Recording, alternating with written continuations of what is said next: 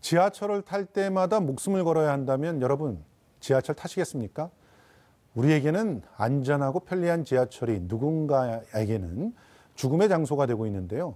두 분 편을 모시고 자세한 이야기 나눠보겠습니다. 먼저 문혜린 서울장애인차별철폐연대 사무국장 모셨습니다. 안녕하세요. 안녕하세요. 처음 뵙겠습니다. 예.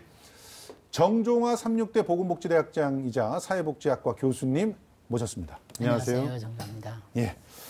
자, 이 질문서부터 해봐야 될 것 같습니다. 지난 2일이었습니다. 박원순 서울시장이 하루 동안 휠체어를 타고 서울 내 대중교통 체험하겠다 이렇게 약속을 했는데요.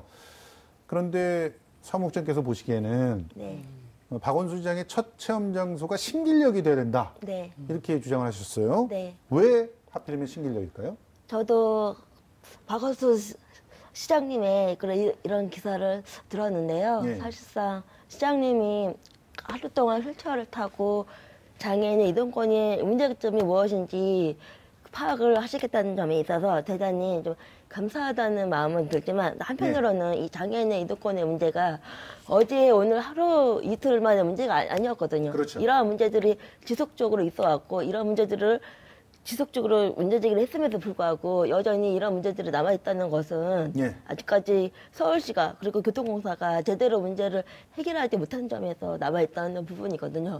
그러한 부분에서 서울시가 어쨌든 약속한 부분, 그 엘리베이터 100% 설치를 약속했던 부분에서 여전히 지켜지지 않고 있는 가운데 그런 과정에서 장애인분이 작년에 신길역에서 리프트를 타다가 떨어져 사망한 사건이 있었어요. 네, 작년 10월이었죠? 네. 그래서 저는 시장님이 정말로 체험을 하시겠다고 한다면 직접 사고 현장으로 가서 리프트를 타고 이 기계가 얼마나 위험한지 왜 장애인들이 목소리를 높여서 살인기계라고 부르고 있는지 좀 아셨으면 하는 바람에서 저희가 좀 주장하고 좀 있습니다. 그러니까 그 신길역이 바로 그 사고의 현장이었죠? 네, 맞습니다. 그래서 그 신길역에서 리프트를 타보시라. 네. 이렇게 요구를 하시는 건데, 저는 참 너무 이해가 잘 안 되는 것이 우리 장애인차별철폐연대가 처음 이 장애인 이동권에 대해서 문제 제기를 한 게 벌써 10년이 넘었죠? 15년이에요. 예. 네. 그러니까 15년 전서부터 이 얘기를 계속 하셨습니다. 맞습니다. 그런데 아직까지도 저상버스가 제대로 도입이 안 되고 있죠. 네. 15년 내내 얘기하셨는데. 맞습니다. 그리고 15년 내내 이 리포트 문제 있다고 얘기하셨는데 아직까지 문제가 해결되지 않고 있죠. 맞습니다. 자, 서울교통공사와 서울시가 책임을 인정하지 않고 있는 이유는 뭡니까? 우선은 책임을 인정하고 공개 사과를 하려면 그에 따른 저는 책임을 따라야 된다고 생각을 합니다. 근데 이 신길역과 비슷한 사례로 지난 좀 됐는데 그 2002년에 발산역에서 장애인분이 리프트를 타다가 도중에 추락해서 사망한 사건이 있었습니다. 그때가 이명박 시장이었던 시절이었는데요. 그래서 그때 장애인들의 요구로 이명박 시장이 공개 사과를 했었고 그리고 이따가 또 그 재판 중에 있었어요. 근데 재판에서 저희가 승소를 했거든요. 그러고 나서 이명박 시장이 분명히 이때도 약속을 했어요. 엘리베이터 100% 설치를 저녁 사이에 설치를 하겠다. 그리고 나서 시간이 지나서 다시 작년에 신길역에서 또 다시 사망 사건이 일어났어요. 근데 이 신길역 사건은 리프트를 타다가 추락한 게 아니라 리프트를 호출을 하려던 중 계단으로 추락해서 사망한 사건이거든요. 그래서 교통공사 측은 자신의 기준에서 안전 매뉴얼에서 벗어나지 않았기 때문에 자신들의 잘못이 아니라는 거예요. 그런데 저희들의 주장은 리프트를 타려던 순간부터 입구부터 호출을 하려면 이 호출의 방식부터 계단 끝에 달려있기 때문에 장애인들이 계단 끝에 가달아서 호출을 할 수밖에 없거든요. 그 순간부터 이미 위험성이 발생되고 있다는 점이에요. 맞습니다. 그렇게 된다면 공사 측에서 말한 이 안전의 기준이 어느 누구의 기준인지 과연 이 사용하는 사람들의 기준인지 좀 묻고 싶고 그리고 지금 공사 측과 유가족과 장애단체가 재판 중에 있습니다. 이 공사 측에서 사과를 하게 된다면 재판에 영향을 미칠까봐 사과에 대한 언급을 좀 자제를 좀 하고 있는 것 같고요. 그리고 서울시는 이미 아까 제가 얘기를 드렸지만 2015년에 분명히 약속을 했는데도 불구하고 이행하지 않는 점에서 여전히 묵묵부답을 하고 있는 상태에서 왜 사과를 하지 않는지 저도 좀 궁금합니다. 예, 알겠습니다. 자, 이게 사실은 상식적으로 납득이 안 되는 이유예요. 네, 맞습니다. 이게 저도 뭐 공공기관에서 일을 해봤지만 우리가 축제를 열어요. 그러면 그 공간 안에 들어오시는 모든 분들에 대해서 사고가 있었을 때 책임을 져야 되는 게 그래서 다 보험도 들어놓고 그러잖아요. 그렇죠. 그런데 우리 공간이에요. 서울교통공사의 공간이죠. 신길역 자체는. 그 공간에 리프트에 타기 직전에 거기서 떨어졌기 때문에 우리 책임이 아니다. 이렇게 말할 수 있는 겁니까? 교수님? 관리 책임이 있는 거죠. 아니, 그러니까 기본적으로 그 기계를 운영을 하는 것도 서울교통공사일 테고 그 공간을 쾌적하게 그래서 이용을 하기 편하게 관리하는 것도 교통공사의 책임일 텐데 그런데 리프트에 타기 전에 사고가 일어났기 때문에 우리 책임은 아니다. 이런 해명을 과연 누가 납득할 수 있을까 하는 생각이 듭니다. 뭐 사실은 지금 신길역 사건 네. 사고는 5번째 사망 사고라고 볼 수 있는데요. 그렇습니다. 네, 2001년 이후에 휠체어 리프트에 대한 문제를 계속 지속적으로 제기해 왔고, 예. 네, 그런 문제를 이제 개선하기 위해서 여러 자문도 거쳤는데, 예. 근데 실질적으로 이 리프트가 이제 철거되지 않고 엘리베이터가 없는 곳은 아직도 예. 존재하고 있는 게 사실이고, 예. 그래서 오이도역, 발산역, 그리고 이제 인천 신수연역, 화서역, 예. 그리고 신길역에 이르기까지 예. 5명의 사망자와 또 예. 중증의 그 장애인들이 이제 사용하는 그 매뉴얼 이야기하지만 매뉴얼을 사실 모두 이렇게 숙지하고 이렇게 운영하는 사람은 없거든요. 예, 그렇죠. 예, 그렇기 때문에 중증 장애인의 입장에서 한 번 더 생각을 해보고 예, 운영에 대한 거를 생각을 해야 되는데 이제 원래 그 리프트는 이 영무원이 같이 이동해서 움직이는 기계거든요. 예. 근데 영무원이 아무리 불러도 오질 않습니다. 예, 그렇기 때문에 영무원도 없고 본인이 조작을 해야 되는 그런 상황이어서 예. 사고가 많이 날 수 있는 위험을 항상 가지고 있는 거죠. 자, 지금 일지를 한번 봤으면 좋겠습니다. 장애인이 휠체어 리프트 때문에 어떤 사고를 당했느냐. 99년도에 해화역 중상, 천호역 중상, 그리고 2000년에 종로 상가 중상, 그리고 저 오이도역 사망, 2001년도 저게 크게 맞습니다. 사회적 문제가 되지 네. 않았습니까? 네. 그리고 나서 2002년에 또 발산역에서 사망하니까 결국 서울시장이 사과를 할 수밖에 없었던 것이고요. 네. 그리고 그런 이후에 이제 본격적으로 엘리베이터가 도입이 되기 시작했습니다. 네. 그래서 2004년, 2006년에도 여전히 2006년에 인천 신수역에서 사망사고 났고 2008년에 화서역, 2017년에 근데 2008년 이후에 그나마 엘리베이터들이 도입이 좀 되면서 사망사고가 줄어들었고 그런데 2017년에 여전히 남아있던 사각지대인 신길역에서 사망사고가 일어난 것인데 그런데 일단 우리가 이걸 한번 확인해 보자고요. 자, 장애인이 직접 휠체어 장애인이 네. 그 지하철 승강장까지 이동하는 과정을 네. 좀 설명을 해 주십시오.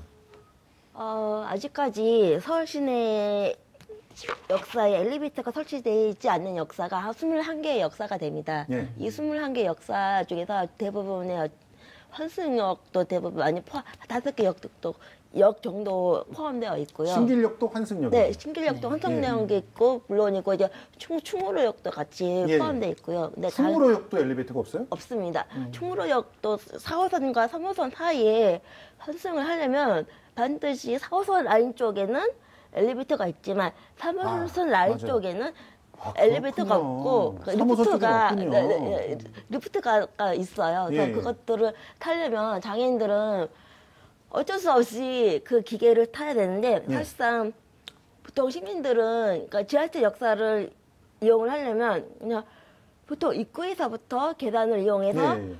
중간에 환승역 그 승강장을 지나서 예. 승강장을 빠져나와서 플랫폼까지 내려가잖아요. 그렇죠. 예. 근데 이러한 시간이 보통 시민들은 2, 3분 빠르면은 3, 4분이라고 걸리는 그렇죠. 거 하지만 예. 장애인은 중간에 엘리베이터가 없고 리프트가 있다고 한다면 예. 한 15분에 20분 정도 시간이 걸립니다. 예. 왜냐고 하면은 리프트가 항상 양쪽에 있는 게 아니라 한쪽에만 맞아요. 맞습니다. 예. 설치되어 있고 그리고 계단이 이게 여러 개가 있는데 그중에 하나만 설치되어 있는 거죠? 맞습니다. 그리고 예. 이게 속도가 굉장히 늦어요. 맞아요. 속도가 굉장히 늦는데 계단의 높이에 따라서 짧은 계단의 높이 같은 경우에는 한 5분 내외로 걸리지만 예.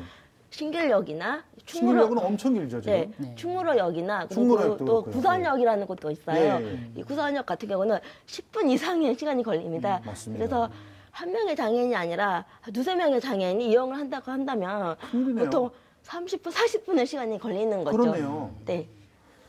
자, 그리고 또 길다라고 하는 건 굉장히 높은 곳에서부터 내려가는 거잖아요. 맞습니다. 그러다가 만약에 발판 같은 데가 꺾어지기라도 한다면 그냥 추락을 해버리는 상황이죠. 사실상 이 리프트라는 기계가 보시면 아시겠지만, 그러니까 평평한 그 철판 같은 거예요. 예, 맞아요. 철판에 그 보장구, 그 휠체어를 보장구라고 예. 하거든요. 보장구를 이용하는 장애인들이 올라서면 보통 무게가 100kg에서 150kg 이상 됩니다. 맞습니다. 이 무게를 오로지 이 철판 하나로만 견뎌야 되는 거예요. 그렇죠. 그래서 예. 중간에 이 리프트가 중간에 멈춰 서거나 예. 아니면은 정말로 까딱 잘못해서 추락해버리면 예. 그걸로 끝인 거예요. 그렇습니다. 아니 이런 리프트를 사실상 계속 강요하고 있는 거지 않습니까? 지금 만약에 정말 비장애인 보고 타락을 했던가 아니면 장관님들 보러 이거 타고 다녀야 된다고 했었으면 당장 시정하지 않았겠어요? 저도 한번 타본 적이 있는데요. 예. 굉장히 그 무섭게 느껴집니다. 아니, 그러니까 신길역 같은 데는 진짜 무서워요. 예. 그냥 계단 내려갈 때도 무서워요. 혹시라도 아이들 데리고 갈 때 같은 경우는 애들이 넘어지기라도 하면 저 아래까지 그대로 굴러떨어지지 않을까 해서 굉장히 맞습니다. 무섭습니다. 예, 굉장히 두렵고 무섭고 이제 조작 미스도 있을 수 있는 예. 그런 문제가 있기 때문에 그 선진국에 이제 가까운 일본 같은 경우에는 거의 그 영무원을 호출해서 영무원이 그 조작 기계를 이렇게 같이 누르면서 가는 그런 형태가 일반적이거든요. 예. 그리고 플랫폼하고 또 이제 그 환승역까지 다 이렇게 안내를 하는 예. 그런 형식으로 이루어져 있습니다. 우리는 영무원들 많이 잘랐잖아요. 호출해도 오지 않아요. 그러니까 올 수가 없는 게 영무원들이 너무 모자라요. 예, 맞습니다. 지금 운전도 전부 무인으로 한다고 그러고 맞습니다. 승강장에서 티켓도 전부 다 무인으로 다 하고 있고 실제로 어디 그 가가지고 나가는 출구를 물어보려고 해도 거기 없어요 영무원들이. 맞습니다. 예, 맞습니다. 그래서 왜 없냐 그랬더니 전부 뭐 인원이 모자라다는 거죠. 그 많이들 해고했잖아요. 예, 심지어는 사람이, 그 최소한의 안전 그 점검을 해야 되는 노동자들까지 다 해고하지 않았습니까? 네, 그렇습니다. 자, 엘리베이터를 갖다가 그 이용을 할 수 있는 곳들도 사실은 엘리베이터가 충분하지는 않은 상황이잖아요. 예, 예, 예. 지금 한번 엘리베이터가 어떻게 설치되어 있는지 점검을 한번 해보겠습니다. 1호선에서 8호선까지 보니까 2호선이 그래도 제일 넉넉한 편이네요. 7호선도 상당히 넉넉하고. 그런데 지금 아까 말씀하셨던 3호선 85개밖에 없고요. 1호선은 36개밖에 없네요. 그리고 지금 엘리베이터 설치 계획들 한번 살펴보도록 하겠습니다. 지금 교수님, 예. 지금 설치 예정인 곳이 11개역인데 그렇게 설치를 한다 그래도 지금 보니까 아직도 부족한 데가 저렇게 많습니다. 예, 굉장히 많이 있습니다. 새로 이제 그 역사를 만드는 곳은 100% 예. 엘리베이터 설치하게 되어 있습니다만은 기존에 엘리베이터가 설치되어 있지 않은 곳들은 기존에 만들었던 역사죠. 예. 근데 그런 곳은 새로 이제 설치를 해야 되는데 예. 그런 곳들은 미설치 지역에서 새로 이제 만들려고 하는 곳도 있고 예. 또 서울시 메트로 그 시티하고 또 도시철도공사하고 이게 이제 협력을 해야 되는데 예. 그 부분이 좀 충분하지 않은 부분이 있습니다. 아니 그런데 이렇게 중간중간에 엘리베이터가 없는 곳들이 다 걸리는 그것도 환승역에서 이렇게 예, 걸리면 환승역이 제일 많죠. 너무너무 힘들잖아요. 예, 그래서 이제 우리 장애인 당사자들이 그 엘리베이터 설치를 의무화하자고 하는 것을 예. 계속 주장하고 있습니다. 그래서 최근에 이동권 보장을 네. 촉구하는 네. 휠체어 탑승 운동 벌이셨잖아요. 네, 맞습니다. 근데 시민들의 반응들 굉장히 안 좋았다면서 뭐 일부 언론에서 굉장히 뭐 그 시민들을 네. 이동하는 것들을 갖다 가로막았다 이렇게 표현을 하던데요. 네. 어떠셨어요? 사실상 저희가 장애인의 이동권을 외친 지 15년이 지났습니다. 네. 처음에 엘리베이터를 만들었을 때도 2000년 초만 하더라도 그때들도 장애인들이 지하철을 타는 운동을 했었거든요. 네. 그때 많이 시민분들이 또 많이 욕설도 했었고 네. 그리고 장애인분들을 향해서 어쨌든 험악한 말씀들도 많이 하셨어요. 근데 정작 장애인들의 운동으로 인해서 생겨난 엘리베이터가 네. 만들어지고 나서 많은 시민분들이 이용하고 계시거든요. 그렇죠. 정작 그 욕했던 분들이 어르신들이 그 시민분들이 그리고 요즘은 교통약자들이라 한다면 옛날에는 장애인들로만 생각하기 쉽지만 지금은 어르신들을 포함해서 짐을 들고 다니시는 분들도 많이 있고 애들도 있고. 그리고 유모차를 끄시는 네. 분들도 많이 계시거든요. 그렇죠. 근데 예전에는 유모차 끌고 지하철 타는 거 꿈도 못 꿨잖아요. 꿈도 못 그렇죠. 꿨죠. 예. 근데 지금은 엘리베이터라는 이런 편의시설이 있기 때문에 이게 가능해진 거죠. 그렇습니다. 그럼에도 불구하고 장애인들이 유독 먼저 나서서 외치는 것은 그만큼 장애인들이 이동을 하는 데 있어서 가장 먼저 제약을 받기 때문인 거고 그렇습니다. 그래서 저희들이 다시 매주 화요일마다 저희가 시청역에서 진행을 하고 있거든요. 예.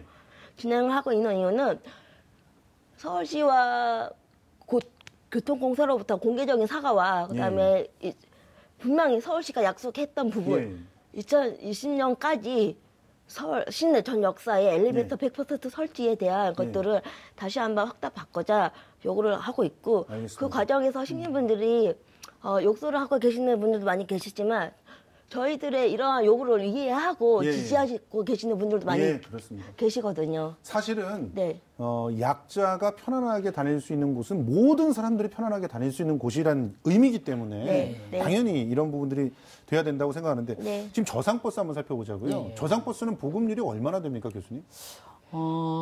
이 서울특별시 버스 운송조합에 이제 조사를 해보니까 2018년 7월 달 현재 기준으로 저상버스 3,200대에 있다고 이렇게 밝히고 있고요. 이 저상버스는 이제 장애인들이 그 이동하기에 대중교통의 아주 중요한 수단으로 생각할 수 있는데 이 저상버스를 사실은 현재 기준으로 하면 50% 이상 다 저상버스로 도입했었어야 되는 것이 기준이죠. 지금 현재 37.9%라고 하면 세 대 중에 한 대 만날 수 있다는 건데요. 운 좋게 저상버스를 만났어요. 그렇다고 해도 여러 문제들이 또 있다면서요. 아까 교수님은 또 잠깐 얘기를 했지만, 그러니까 서울뿐만이 아니라 지금 전국 시내에 보통 저상버스의 대수가 한 33,000대 정도 되거든요. 근데 그 중에서 이제 저상버스의 비율을 따지자면 일반 시내버스의 33,000대 중에서 장애인들과 교통약자들이 탈 수 있는 총 저상버스의 대수는 한 6,700-800대밖에 안 돼요. 그 중에 절반이 이제 서울시에 있다고는 하지만, 근데 체감상으로서는 세 대꼴이 한 대꼴이 아니라 한 10대꼴이 한 대꼴이거든요. 왜냐하면 저상버스가 많이 다니는 지역이 있는가 하면 좀 적게 다니는 지역이 있고, 그리고 저상버스가 보통 시민들 같은 경우에는 그러니까 내가 가고자 하는 지역에 한 두세 번에 저 버스를 갈아타거나 아니면 한 번에 가는 버스가 있잖아요. 근데 맞습니다. 갈아타는 게 또 문제가 되는군요. 장애인들은 갈아탈 수가 없어요. 갈아탈 수가 없고, 또 하나가 문제가 되는 게 저상버스를 타려면 그만한 버스 종류장에 접근권이 가능해야 되는데 가로수가 있다거나 아니면 승강제 간격이 맞지 않다거나 해서 이 정류장에 대한 접근권도 용이하지 않기 때문에 요즘 정류장들이 길 중간에 있는 경우도 많잖아요. 맞습니다. 예, 맞습니다. 이럴 때 너무너무 위험하지 않습니까? 그리고 저상버스에 이게 관리도 제대로 돼 있지 않아서 고장이 나는 게 대부분이에요. 그래서 저도 저상버스를 많이 타고 다니지만 10번을 탄다고 한다면 반드시 한 3-4번은 고장난 상태로 되어 있기 때문에 제대로 잘 탈 수가 없습니다. 그렇군요. 사실 우리 사회가 너무 장애인을 배려하는 그런 탑승 문화가 안 돼 있는 거라고 볼 수밖에 없지 않습니까? 보통 이제 장애인 인식 개선 교육을 의무화하고 있는데 올해부터는 그래서 버스 운전 기사님들의 그 장애인 인식 개선 교육도 이제 거기에 포함되어 있습니다. 그래서 사실은 오해와 편견을 버리면 이해가 된다는 말이 있는데요. 이제 이해와 오해 사이에는 차이라는 말도 있고요.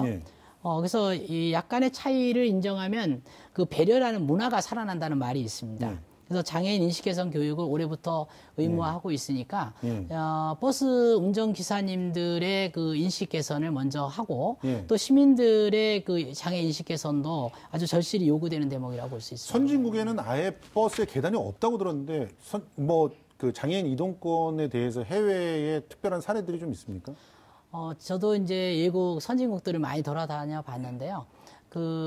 물론 지금 말씀하신 것처럼 100% 배리어 프리화 되어 있지는 않습니다. 왜냐하면 우리나라보다 선진국들은 먼저 그 지하철을 설치를 했고 또 오래된 엘리베이터 설치를 했기 때문에 그 역사적으로 봤을 때는 100%는 아니어도 처음에 설치할 때부터 이제 배리어 프리를 더 먼저 생각한 그 유니버셜 디자인을 도입했다는 측면에서는 선진국이라고 볼 수 있는데 이제 오래된 역사일수록 사실은 엘리베이터 설치가 어렵기 때문에 리프트가 설치할 수밖에 없는 그런 상황이 있습니다. 그래서 한 가지 이제 사례 우리 옆에 이웃 나라인 일본의 사례를 들으면 일본도 우리나라보다 훨씬 오래전에 이 지하철을 이제 설치를 했고 또 이 리프트를 처음에 설치하다가 엘리베이터를 이제 설치하는 그런 역사들이 많습니다. 근데 중요한 것은 이동 편의 문제를 해결하기 위해서 영무원들 인적 자원을 적극적으로 도입하고 있다고 하는 것이고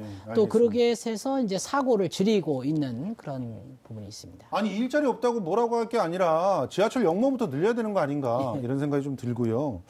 이제 시내버스 같은 경우는 그나마 나은 편이라고 하는 게 지금 우리가 너무나 잘 알고 있지만 우리 장애인 차별 연대에서 그 실제로 시외버스하고 고속버스 이 부분에 대해서 막 한동안 굉장히 열심히 하셔가지고 그때 막 버스 앞에 뭐 연자농성하시고 이런 거 봤거든요. 고속버스 한 대도 없습니까? 저상버스가? 대한민국에 현재 운행되고 있는 시외버스, 고속버스가 한 1만 9천여 대 정도 되거든요. 근데 이 9천여 대 중에 단 한 대조차 장애인과 교통약자들을 탈 수 있는 버스는 단 한 대도 없고요. 그러면 기차를 이용해서 가셔야 된다는 거예요?